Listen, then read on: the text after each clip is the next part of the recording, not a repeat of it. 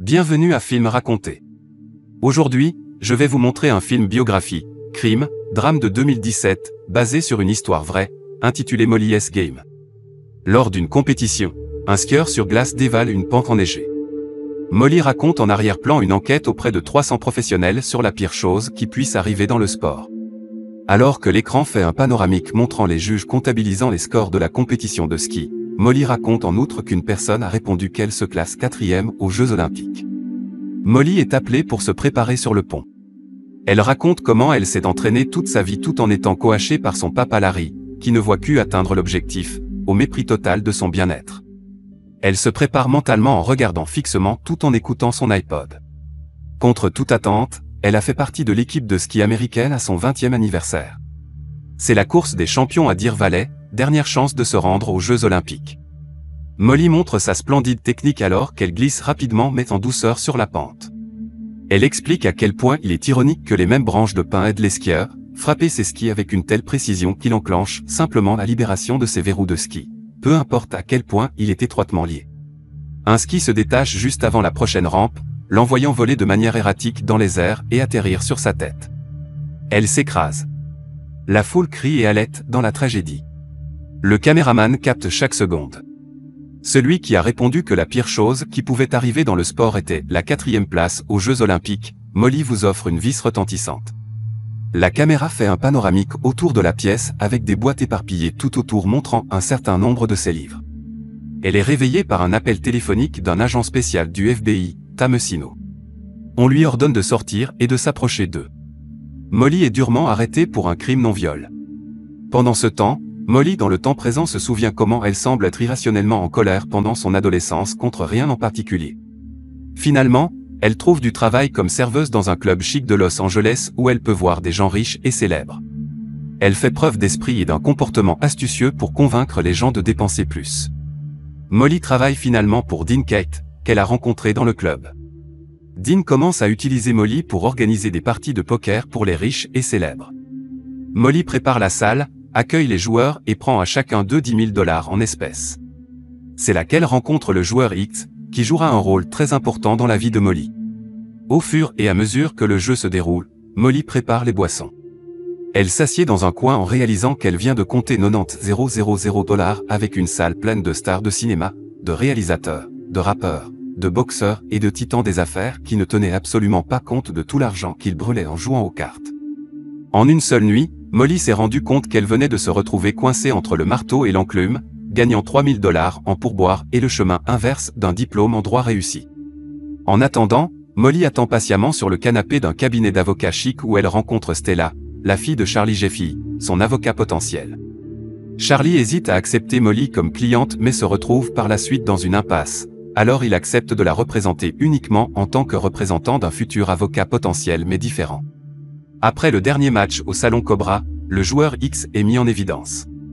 Démontrant son immense talent au poker, par conséquent, la capacité de survie du jeu dépendra entièrement de la façon dont les autres joueurs de poker voudraient toujours jouer avec le joueur X. Elle acquiert une nouvelle place, un nouveau trajet et $17 000 en espèces.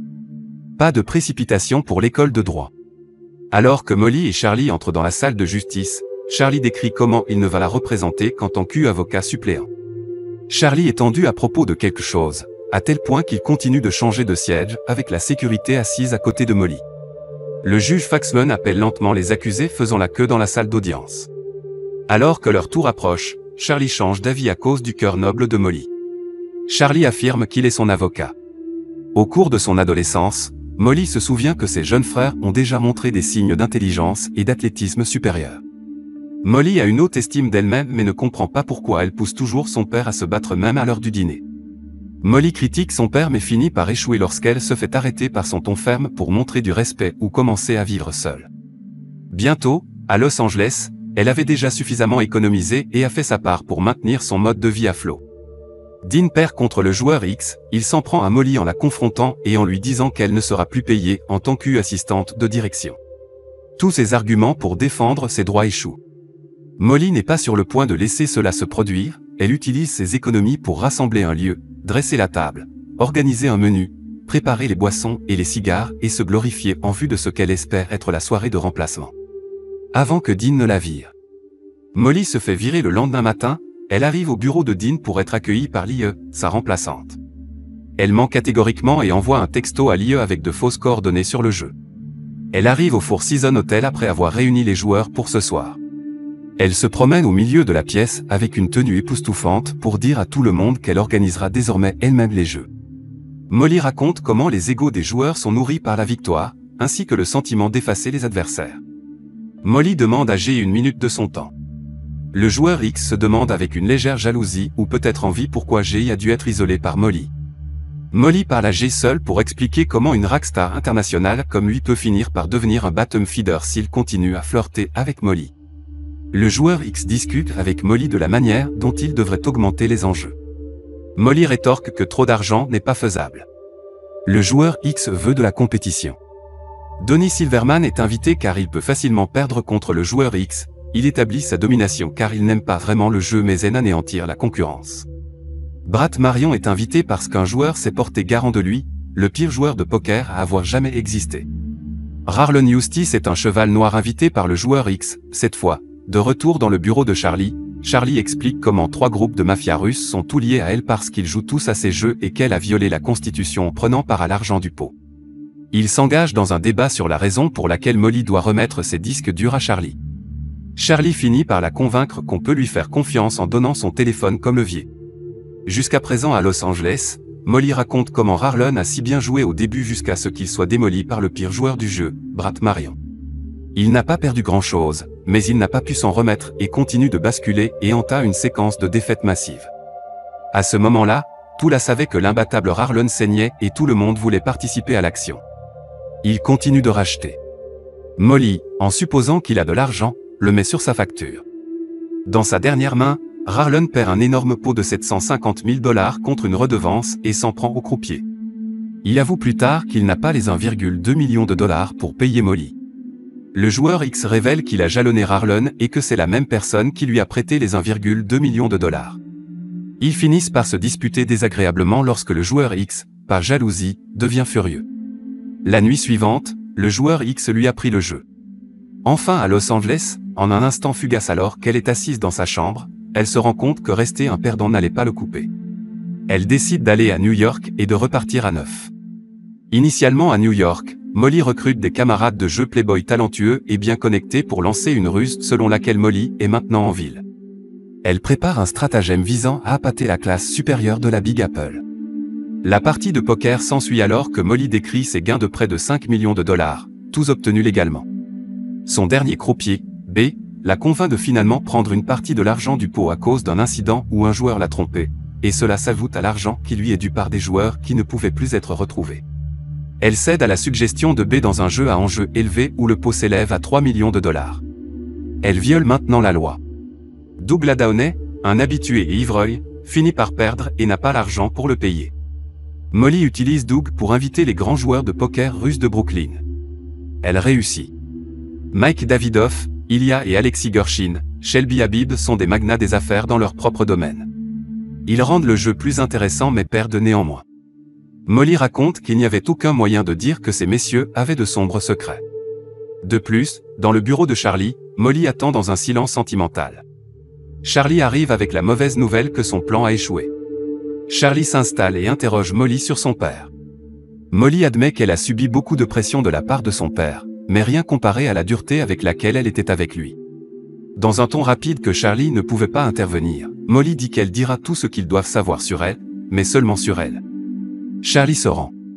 De retour à son apogée new-yorkaise, Pat, son chauffeur et sa sécurité la ramènent chez elle.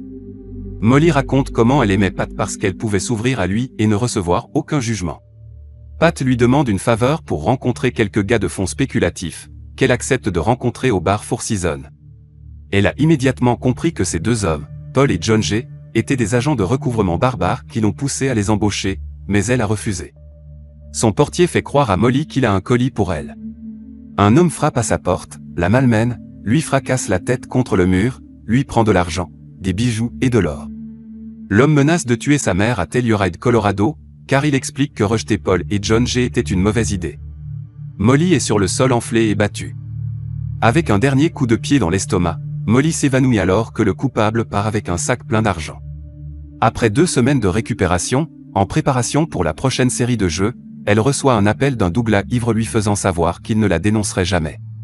Au cours de la conversation téléphonique, elle reçoit un SMS de son autre téléphone, l'avertissant de rester à l'écart car le FBI a pris d'assaut sa salle. Elle panique et se précipite pour partir. Plus tard, Molly est avec Charlie dans une salle de conférence en train d'être interrogée par 2 procureurs. Anderson Wellstone et un autre. Elle répond patiemment à leurs questions tandis que Charlie perd manifestement patience après 5 heures de persuasion infructueuse auprès des procureurs. Ils font pression sur Molly pour qu'elle coopère et se présente comme témoin contre la foule russe. Pour la surprendre, Anderson récite le nombre de fois où son nom est mentionné sur les écoutes téléphoniques de Mac Davidoff. Charlie se moque du procureur après que Molly ait expliqué qu'il faisait référence à l'ecstasy. Cela pousse Charlie à se lancer dans une déclamation frénétique, féroce et implacable énumérant les diverses raisons dont aurait pu profiter Molly, après avoir été injustement harcelée par les autorités américaines, mais elle reste vigilante pour protéger toutes les identités qu'elle connaissait, car toutes les accusations peintes par les médias et le gouvernement n'ont aucun poids sur la vérité. Tout cela peut être prouvé par les disques durs qu'il possède. Anderson abandonne l'agressivité et demande une conversation privée avec Charlie. Il ordonne à Molly de prendre une bouchée. Molly sort sentimentale, elle trouve une patinoire. Elle patine rapidement devant les commissaires qui l'avertissent de ralentir. Elle patine de plus en plus vite jusqu'à ce qu'une voix lui dise de plier les genoux.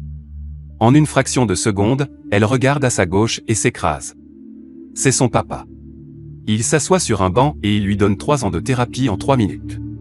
La première année, Larry explique qu'elle a choisi le poker plutôt que tous les autres domaines dans lesquels elle aurait pu réussir, car inconsciemment, elle voulait contrôler les hommes puissants. La deuxième année, Molly découvre la vérité sur la raison pour laquelle son père a toujours été dur avec elle. C'était le catalyseur nécessaire pour qu'il puisse élever 3 élèves remarquables sur le salaire d'un professeur d'université. La troisième année, elle découvre la vérité sur la raison pour laquelle Larry semblait aimer davantage ses frères qu'elle. Elle l'avait surpris en train de tromper sa mère quand elle avait 5 ans et même si elle n'en avait aucun souvenir, elle le savait inconsciemment, ce qui l'a amenée à agir. La déclaration de l'année 1 n'était qu'une distraction pour la rendre folle. Tout avait désormais un sens. Des émotions surgissent, ils se rachètent et s'embrassent. Charlie attend dans son bureau avec de la tension sur son visage. Molly le surprend. Molly rigole jusqu'à ce que Charlie l'interrompe avec une nouvelle offre des procureurs. Elle récupère son argent plus les intérêts et elle marche, en échange de tous ses disques durs. Il s'engage dans une vive dispute parce que Charlie veut que Molly accepte l'offre. Insensible à l'argument convaincant de Charlie, Molly assure à Charlie qu'elle préférerait plaider coupable plutôt que de détruire plus de vies parce que son nom a plus de valeur que de récupérer son argent. Molly et Charlie attendent dans la salle d'audience que le juge Faxman arrive. Il lui pose 87 questions avant de pouvoir accepter son plaidoyer. Molly plaide coupable. Le juge Faxman fait signe au procureur de s'approcher et leur parle en privé. Molly est confuse. Le juge Faxman dénonce avec désinvolture les recommandations de sanction des procureurs. Il condamne Molly à 200 heures de travaux d'intérêt général, un an de probation et une amende de $200 000 avant d'ajourner le tribunal. On les voit célébrer, plaisanter sur le fait que personne ne dérange les Bloom et parler des miracles de Noël. Au cours de cette joie et de cette fête, elle est piquée par la dure réalité qu'elle n'a aucune idée de ce qui arrivera à sa vie ensuite. Se rappelant ce qui s'est passé lors de l'accident, elle reprend lentement conscience. Molly insiste sur le fait qu'elle va bien et demande de l'aide pour se lever. Elle raconte que rien de bon en est ressorti, à l'exception du fait qu'elle est très difficile à tuer. La caméra passe au sommet de la pente descendante d'où elle vient alors qu'elle cite Churchill pour sa définition du succès, la capacité de passer d'échec en échec sans perdre son enthousiasme. La branche de pin qui a déclenché tout cela dépasse dans la neige. La fin. Merci d'avoir regardé. Abonnez-vous si vous souhaitez voir plus de vidéos comme celle-ci.